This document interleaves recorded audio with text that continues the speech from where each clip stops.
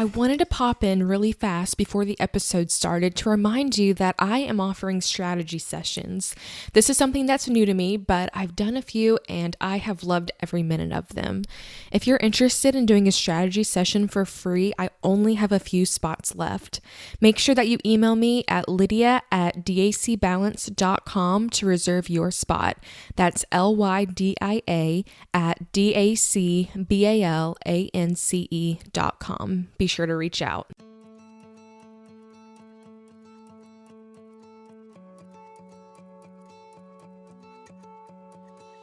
Welcome to the DAC podcast. My name is Lydia Miller, and in this podcast, I'm talking through the things that I'm learning in an MBA program and how I'm applying that information to my small business. Thanks for joining me. Now let's get started. Welcome back to the DAC podcast. I'm so glad you guys are here, and I've been kind of hit or miss the last few weeks because of summer classes and different things that are going on. And actually this week, my husband is a youth pastor, and we have VBS this week, and at their church, or at the church that we're at, they have student VBS. And since he's a student pastor and all the rooms at the church are filled, they're at our house, which is like within a mile of the church. So we've had students at our house this week, and for some reason that has just made me not very productive this week. I don't know how else to say it. I don't understand why, because it's not like students are at our house all day or anything like that. It's only a couple hours at night, but the productivity has just gone down this week, and it's so frustrating. But it's okay. We'll pick it up next week, and I'll get everything finished, and school will keep rolling along and everything like that. So we are moving along there, and summer classes are going well. I have finished most of the lectures. I have a few papers and homework things to turn in, but it's going well. And I'm in the midst of a leadership class, a human resources class, and a accounting class. And they're all going really well. There's some great content in there. I can't wait to share all of it in future podcast episodes, but for now, we're still talking about marketing and about analysis, and I believe this is going to be the last episode in the analysis series, and the series is called Analysis is Not Your Solution. And so this is part 5, and we are going to be analyzing the external market. So your market segment and your customers is what we're going to be analyzing today. Okay, so why is this important? Why do we need to think about our customers? Well, hopefully you've thought about your customers before and what they want, but if you haven't, that's okay. So if we don't know who our customers are, then we don't know who we are or who we need to be. I'm not saying that if a customer changes that we should change everything or that we shouldn't have boundaries or anything like that. But if you don't know your ideal client or your ideal customer or what you're serving for them, then you're not going to know what to do for yourself either, for your business, or how to grow or what would be successful, because you don't know what your customers would want to purchase. So, and if you don't have your customers, then clearly you don't have much of a business. So this episode will help you to analyze your current customers and your future customers. And I want you to think about where you're at right now. So do you know who your ideal customer is? Do you know what they like to do with your products? Do you know what motivates them to make a purchase? Do you know that different things about your customer? Do you, I think I mentioned in an Instagram post this week to think about your ideal client so much that you've given her a name, or you've given him a name, and you've thought through all the details of her. You thought about maybe where her kids go to school, what she likes to purchase, what other things she likes to do, maybe what career field she's in, what ideas that she has, what her goals in life are going to be, all of those different aspects of a person. Think through those as your ideal customer so that you can start to target all of the facets of her and all different things, because that's going to spread among many different types of people, and you're going to be able to figure out the common threads between your most loyal customers, the people who purchase from you over and over and over again. Okay, so why do we need to know what a market segment is? And every business serves a distinct group of people. Whether we're Coca-Cola or Nike or you're a mom and pop shop, we all have a certain number of people that we can serve. You can't serve everybody in the world, even though the goal of Coca-Cola is for everyone on the planet to have had a Coca-Cola before they die, I guess, which is a crazy goal. That's billions and billions of people that they're not reaching. So, that's what they're trying to do. They're trying to make sure that everyone tries one, which I thought was interesting. And we have to remember that we can't be all things to all people as well. And I've tried to do that in my own business of serving clients that are not ideal or just anyone who calls. I've tried to figure out a way to help them and how to serve them. But in the long run, that has only hurt my business more than it has helped my business. And there are a few things that your ideal market needs that you need to make sure that you know what it is. So number one, you have to make sure that they have a problem that you can solve. This is looking at your ideal customer and thinking of the few things that they need to have. So a problem that we can solve, money to spend on the problem, and the willingness to spend the money on the product. And without even one of these three things, then you can't help them and they're not going to support your business with their money. So again, make sure that when you're thinking through your ideal customer that they have these three things. Make sure that they have a problem that we can solve. And even if they don't realize that it's a problem yet, sometimes you have to kind of tell them that it's a problem or tell them that there's a better way to do something. That's fine. But they have to have the problem. They have to have money to spend on the product. You can't be targeting people that don't have any money or who have very little money to spend on it. That's probably not going to help your business out a whole lot unless you're a nonprofit. And the third thing is the willingness to spend the money on the product. They could have the problem and the money to spend, but if they don't want to spend money on it or if they think that it's a waste, then they're not your ideal customer. So without even one of those three things, you can't help them and they aren't going to support your business. So as we're looking at our customers, we're going to do a 5W customer analysis. And the 5 W's are questions that we're going to ask about our customers, and we're going to answer all 5 questions. And I want you to remember these because this is part of your homework today. So number 1, who are our current and potential customers? Who are they? We talked about this a few minutes ago. We talked about looking at their attributes and their names and just anything about them that you think would be important to your brand. So for my business, I have a bookkeeping business, and my current customers all have something in common where they have more money than they have time. So they would prefer to pay someone if they can get more time to work on their own business. They all don't particularly like numbers. They don't like doing the bookkeeping. They don't like keeping up with it. None of them have accounting training. They don't have a bachelor's degree in accounting. They're not looking at earning that degree. They're looking at other things in their own business. They're all very interested, though. They all want to know what the numbers are. They want to see that their business is growing and that it's healthy. So there's a few things there as well. So when you're doing your marketing, if you're trying to figure out content for social media, aim towards those things. So for me, what I would do is I would put on social media, if you have more money than time in your own business, you can buy some back by having someone else take care of your bookkeeping. You can outsource more of your business. Or I may even put a blog post up that said, here are 5 things you can outsource in your business to get more time back. And one of those might be automatic social media postings, or someone doing your bookkeeping, or somebody being your assistant, or different things like that, to give them ideas of, because when they're so overwhelmed that you just can't even think through, how am I going to get more time back? Sometimes it's hard to just step back and evaluate your own business. So that's probably what I would do, is I would create blog posts about that and just open up their eyes to help them see that they can buy back more of their time. So that's one of the questions. So who are our customers and who are our current and potential customers? Number 2 is what? What do customers do with our products? Now, if you have a physical product, this might be a little bit easier to do, but I guess if you also have a service-based business, you could do this as well. So if you have a jewelry company and you think, what do customers do with our products? Do they give them as gifts? Is your product something more that a teenager would like? Do they give it to as a gift for their teenager? Do they buy it as a graduation gift?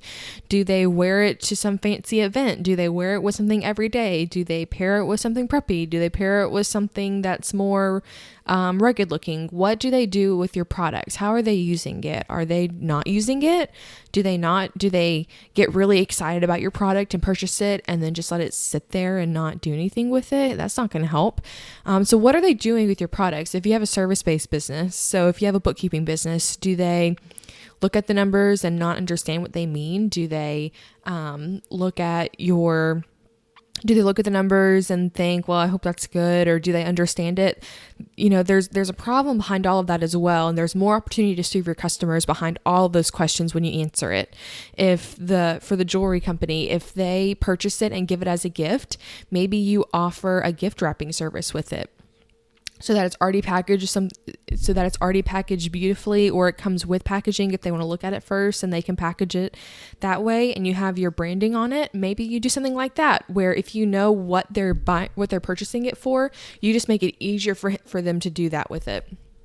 Or if they've purchased your product and it just sits there and they aren't doing anything with it at all, find out why. Maybe ask if you know some customers that have done that, or put out a survey and figure out why they're not doing anything with it, why they aren't using your product as much as they could, why they aren't carrying it around, things like that. So maybe you should just do a survey and kind of get a feel for your customers and see what they're doing with it, to see how you can serve them better. Because behind all of that as well is marketing information and content for what you talk to your customers about, and how you can remind them that your brand is here to help them as well.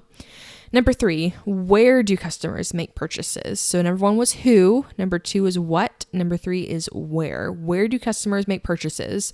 Are they purchasing online? Do you have a wholesale program? Are they mainly purchasing there? Are they purchasing, and not just where, but physically, but at what stage in their life are they purchasing your product? So are they purchasing your product when they're overwhelmed and you're helping them get to get some more relief and help from that? Are they purchasing it for my product during tax season? Are they purchasing it during a certain time of year? Is it just a seasonal product? Where are they purchasing your products? And this is going to help because you'll know when to drive traffic to different sites during those times a year. You'll know when to really amp up what you're doing. You'll know if no one's purchasing in June. Maybe you can ask some questions about, why are people not purchasing in June? What's going on? Is it because it's summer and everyone's on vacation, or they're like me and they're doing VBS and they really can't think much outside of that? Maybe you realize, okay, it's time to back off a little bit for that. And maybe that's the time we spend focusing on our own business and doing that and changing some things around. But then when the fall comes, it's going to be important because you'll know that that's when people purchase. And number 4 is when. So I kind of did those two together. So number 3 was where do customers make purchases, whether that's online or in stores, or maybe it's word of mouth. Maybe someone tells them about it. And I would put in there who's telling them about it as well. Not just who they are, but who's telling our customers about this product. And number 4 is when do customers purchase? So what time of year do they purchase? Even what time of day? If you could find out if you push things to Instagram, I've seen a lot of companies do this. If you push to Instagram, find out when customers are purchasing. Are they purchasing at 9:00 at night when they're scrolling on their phone before bed and they see something really cute and they want to purchase it? Then do your ads around that time of day. Or are they purchasing it earlier in the morning or in the afternoon or maybe at lunch? So when do people purchase your products? Do they purchase it on the weekends or on a Saturday or on a Sunday? Or are they, trying to, like, if you have an organizational product, are they looking at it on Sunday thinking, how am I ever going to get this house organized? How am I ever going to get my paperwork in order? Maybe they're looking at it, in a desperate moment and in the middle of the night trying to figure it all out. Who knows? But think through, when do customers purchase, and try to meet them at that point. Try to meet them right then, because you might think, well, it seems a little bit, kind of slimy that you're trying to take advantage of them. But really, marketing is just having a customer with a need and meeting that need and telling them why. Giving them that connection in between and reaching out to them is my version of what marketing is. So if you know that you have something that you can help somebody with, then you want to find out exactly when you can meet them with that need and where they're at and who they are and what they're doing and where they're at and all of those questions. This is what you want to do to try to find out where those customers are so that you can grow your business and help more people as well. And number 5, why and how do customers select our products? So why? Is it because So maybe you have a luxury brand. I think of like Louis Vuitton or things like that are like really luxurious, and it's a handbag. I mean, in all honesty, as much as I want one, in all honesty, it does the same exact thing that that any other bag that I have does. It carries, your stuff around, and you have to think through, why are customers purchasing it? Are they purchasing it because it's a status symbol? Are they purchasing it because it's a luxury item? Are they purchasing it because they think it can help? What's their motivation to purchase it? Are they purchasing it because it's cheaper than anybody else's? Are they purchasing it because I feel like this is the only one out there and I don't like it very much, but I'm still going to purchase it anyway because I need it? Think through those types of things and think through why people are purchasing and their thought process behind our products and why they're purchasing it. So again, the 5 questions are: who are our current and potential customers? Number 2, what do customers do with our products? Number 3, where do customers make purchases? Number 4, when do customers purchase? And number 5, why and how do customers select our products? And once we can answer all of those 5 questions, then we can start to see how we can make our marketing better. And we've talked through a few of those things already. But if we realize that all of our customers are from referrals or from a specific kind of individual, like if you get referrals only from CPAs or from attorneys or from something else, then we need to do more of that. And we need to do more of it well. We need to start reaching out to more CPAs or to more attorneys and to help them see what our business can do to help their customers as well. And how, because a lot of those individuals are probably not protective, but they just want to give the very best service that they can to their customers. And if you can explain to them that you give the same high quality service, they're going to be more likely to give out referrals for you, and vice versa as well. You can give other people referrals to them as well.